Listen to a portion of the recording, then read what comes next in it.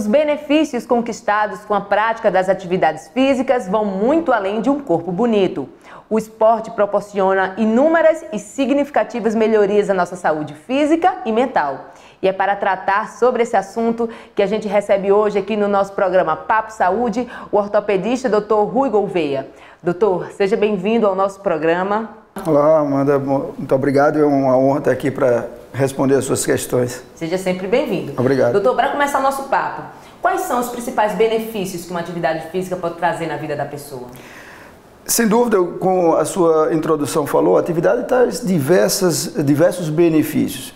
Desde o simples melhora do bem-estar, do nosso humor, passando pela ajuda no controle de patologias crônicas e conhecidas como diabetes, hipertensão arterial, melhora no controle dos triglicerídeos, colesteróis, que são as gorduras que atrapalham as nossas artérias e levam a complicações mais sérias. Então, a atividade física, não resta dúvida, é fundamental e é importante que seja parte do nosso dia a dia. Doutor, quando a gente fala em atividade física, a primeira coisa que vem à mente é a questão do corpo, mas a gente sabe que esses benefícios vão muito além do corpo, né? Inclusive do cérebro. Como é essa questão da melhoria? Pode melhorar inclusive a memória, a cognição ou não? A gente não deve esperar que vai se tornar muito mais inteligente simplesmente porque está fazendo atividade física. Mas existem estudos comparando pessoas que não realizam atividades, aquelas que fazem atividades, e as que fazem atividades associadas a um treinamento cerebral, a uma preparação, a um estímulo cerebral. Então, esses dois últimos grupos, o que faz atividade e o que acrescenta o treinamento cerebral, esses grupos melhoram a sua capacidade cognitiva sem dúvida nenhuma. Então, é importante nesse sentido da cognição. Doutor, hoje há um entendimento muito dúbio em relação ao alongamento, que antes se fazia muito e era... geralmente os preparadores físicos pediam. Hoje em dia tem preparador físico que já não acha que é tão importante antes de cada exercício esse alongamento. Quais são os cuidados que vão além desse alongamento ou não para o corpo do atleta ou da pessoa que está praticando esse exercício? Olha, de início o que a gente tem que entender é que atividades físicas mais leves, indivíduos mais jovens, saudáveis, em geral a gente inicia sem muita preparação, sem muita análise. Indivíduos que já tenham algum problema prévio, doenças prévias, eles devem avaliar a parte cardíaca, pacientes que têm asmas, pacientes que são as dificuldades respiratórias, vamos dizer assim, alguma doença que leva a dificuldade respiratória, doenças cardíacas como arritmia, alterações de pressão, obesidade, pacientes que estão acima de 35, 40 anos, que nunca fizeram atividades, esses devem ter mais cuidado e procurar um médico. Em relação aos alongamentos que você falou, há uma dúvida entre se isso realmente é muito importante antes ou se é melhor depois. Há quem diga que fazer muito alongamento antes se perde um pouco de força do muscular. Mas é importante que a gente faça um pouco para que a amplitude do movimento seja mais natural. É mais importante um pouco de aquecimento, um exercício, um início mais progressivo do exercício, talvez seja mais importante do que o alongamento inicial. Doutor, existe uma idade certa para se começar alguma atividade física ou isso varia de esporte para esporte? Não existe idade ideal. É claro que o benefício do esporte ele é cumulativo. Gradativamente a gente vai acumulando esses benefícios. Então, se eu iniciei mais cedo, naturalmente eu vou me expor a um tempo maior em relação a esses benefícios. É melhor começar tarde do que se manter sedentário. Claro, respeitando o seu condicionamento, respeitando a sua idade, para que você possa fazer um exercício e que esse exercício seja saudável. Em relação aos idosos, a gente sabe que muitas vezes os idosos sofrem com certos tipos de problemas em relação aos ossos. Existe uma limitação para os idosos ou depende de cada caso, isso vai ser avaliado por um médico competente? O idoso ele se inclui naquele grupo de que deve ter uma avaliação prévia antes de iniciar uma atividade. Muito associada à parte cardíaca, alterações de pressão. Então essa parte clínica deve ser avaliada para saber a intensidade. Em relação às articulações, a gente tem que entender que o que chama mais atenção no idoso é o risco de quedas, a tontura, o desequilíbrio, e a atividade física melhora melhora a força muscular. Não que ela vá curar uma doença que ele tenha previamente, mas que vai ajudar no combate a essa limitação que o paciente idoso tem. Em relação às gestantes, doutor, fala-se muito que tem que ter um cuidado específico no primeiro trimestre de gestação e principalmente no final também. Existe uma certa limitação para as gestantes? Você falou no trimestre, a gente às vezes tem exemplos de atletas profissionais que passam meses de gestação e vêm descobrir muito tardiamente que já estavam grávidos. O indivíduo saudável, que não tem antecedentes de problemas como um parto prematuro, alterações de pressão arterial relacionada à gestação, que não tem uma doença prévia, normalmente ele se enquadra na população geral, na orientação da população geral. Claro, evitando exercícios extenuantes, que tenham muito impacto, mas que não há proibição. Se você tem alguma patologia prévia, se você teve um aborto, se você teve um parto prematuro, então essas são situações específicas que devem ser conversadas com o obstetra. Então o contexto deve ser levado em consideração na hora de limitar ou não uma pessoa a fazer um esporte? Sim, sem dúvida, é importante. Todos podem fazer, respeitando o seu limite de condicionamento, sua idade, não há contraindicação para isso.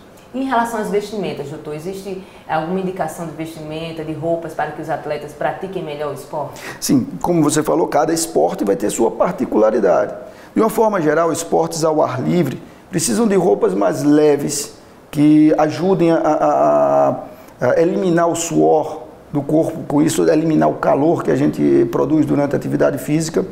Essas roupas precisam ser flexíveis, para que permitam uma boa amplitude de movimento durante a atividade. Doutor, a gente escuta muitas histórias de pessoas que querem começar uma musculação ou qualquer outra atividade física e geralmente não se leva muito adiante. E aí, às vezes, acabam encontrando um esporte que lhe dê prazer. O fato de encontrar um esporte que lhe dê prazer ajuda na questão do desempenho.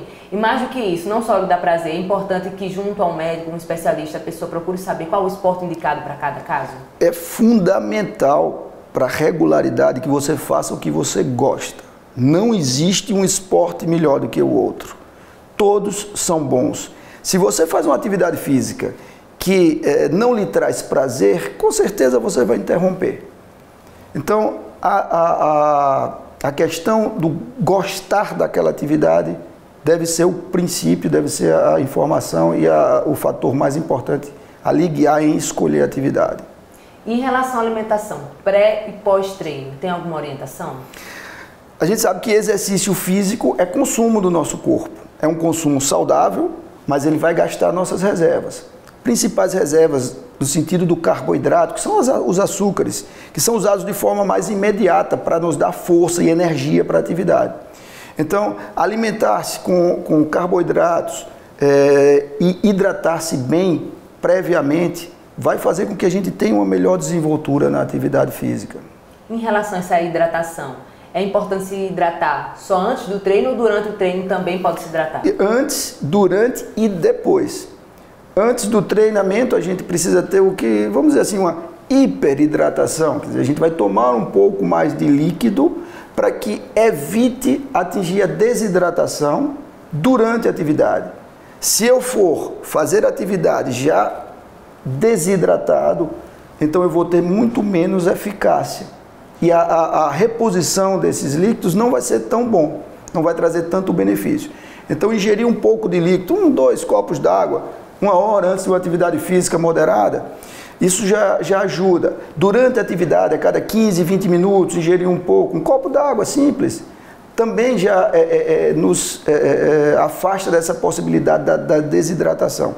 Se for uma atividade mais longa, pessoas que fazem atividades maiores, com um tempo maior do que 60 minutos, 1 hora. Uma corrida, por exemplo. Uma corrida, por exemplo, que vai levar mais tempo.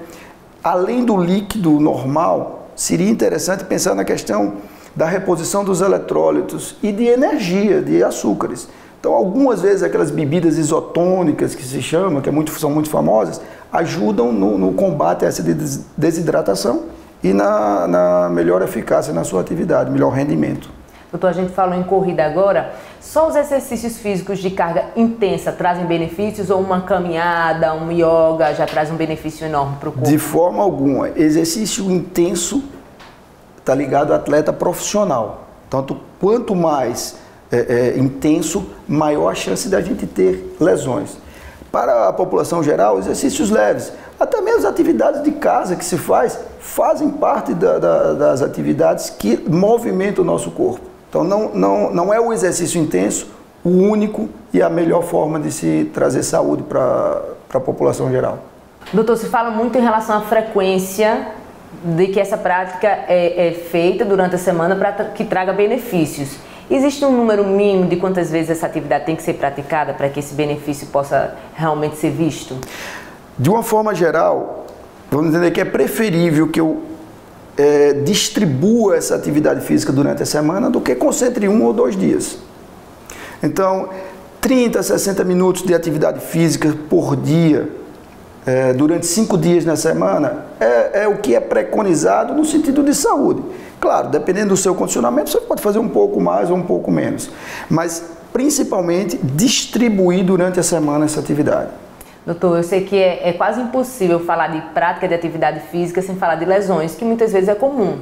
O que fazer quando sentir dores? E muitas vezes essas lesões são comuns de fato? Dor é um sinal de alerta do nosso corpo de que alguma coisa está a mais do que a gente suporta. Então isso deve ser respeitado. Se a atividade física está provocando dor, eu devo acender uma luz amarela. Eu posso ficar cansado após uma atividade física, mas sentir dor, eu devo parar e reavaliar a intensidade da minha atividade. Isso é fundamental. Em qualquer parte do corpo? Em qualquer parte do corpo. Dor não é uma situação normal, é um sinal de alerta que deve ser respeitado. Doutor, e quando a gente fala da dor como consequência, também tem a dor como consequência para que a pessoa pratique um esporte. Em geral, um esporte pode melhorar essa questão das dores num atleta? Existem algumas situações como a fibromialgia, por exemplo, ou com pacientes que têm dificuldades de locomoção, que a movimentação vai trazer um bem-estar. E esse bem-estar é coadjuvante no tratamento. Então, nesse sentido, sim, em alguns casos, a dor pode ser combatida com a atividade física. E nesse caso vai variar de pessoa para pessoa e de caso para caso, para ser avaliado qual tipo de dor e qual tipo de esporte? Sem dúvida nenhuma. Entra naquele grupo que precisa previamente ser avaliado por um profissional para saber qual a melhor atividade. Doutor, qual a orientação que você dá para quando as pessoas finalizarem os exercícios, para que elas evitem dores, lesões? Volto a dizer, exercício físico é um consumo do nosso corpo. É um consumo saudável que vai nos trazer benefícios. Mas ele precisa repor o que foi consumido, ele precisa de repouso para poder processar esses benefícios. Então, se alimentar com os carboidratos, que são fonte de energia mais rápida, repor proteína, que são consumidas e que precisam para melhorar a força muscular, e descanso. A gente precisa de intervalo entre uma atividade física e outra. Isso é muito importante também. Às vezes descanso as pessoas não sabem. Exato. É fundamental que a gente repouse para que haja o benefício. E no dia seguinte volte a fazer a atividade sem maiores problemas. Dr. Rui Gouveia, ortopedista. Doutor, muitíssimo obrigado pela sua participação aqui no Papo Saúde. Seja sempre bem-vindo quando quiser retornar. Eu que agradeço, Amanda. Obrigado a você pela oportunidade. E o nosso Papo Saúde de hoje fica por aqui. A gente agradece a sua participação, a sua companhia. Deixa aqui nos comentários o que é que você achou desse programa, indicações de temas para as próximas entrevistas. Eu espero você até a próxima edição.